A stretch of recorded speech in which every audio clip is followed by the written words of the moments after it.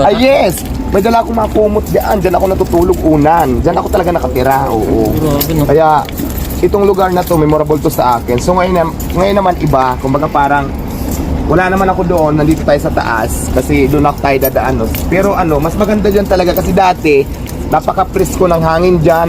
Napaka-fresh ng mga seafoods dyan. Mga tahong. Kung ano-ano pang isda, tilapia dyan. Mga mistisang bangus na nakukuha namin dyan. Kasi marami mga isda dyan dati. Iba-iba. So ngayon, ito nga yung itsura niya dati, oh. Yan, oh. Ayan, ganyan dati siya kaganda. Buti may picture pa sila, no? Ayan, ito dati sila dito. Dagat pa yan at saka may tubig pa dyan. So ako naman dati, kasi nasa taas to dito sila nakapwisto. So ako dati nandun sa kabila.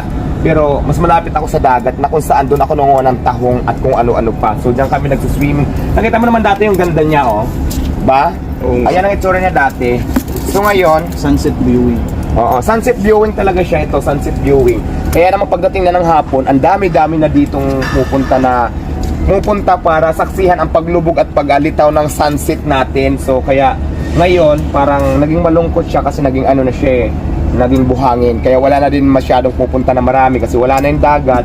Tapos bawal na din kasi nga ginagawa nila sa ngayon. So yun nga, pag naaamoy mo yung fresh na hangin at saka hinahampas ka ng mga alon tapos nag-iimot ka na mag-isa, so parang nakaka-refresh ng utak kasi dati, di ba, yun nga yung mga time na yun na hindi pa tayo diwata Paris, kumbaga parang magulo pa ang mundo natin noon. So dito ako nagtatambay para ma-relax yung utak ko, para maging ma-refresh. At the same time, marami tayong nakikita na mga magagandang tanawin at mga lalaking nagiinuman dito. Kaya dati talaga itong lugar na to, pakita mo, hindi ako nawawala dito dati. So masaya din ako dahil nandito ko ngayon, nakikita ko pa rin siya kahit na wala na yung dagat.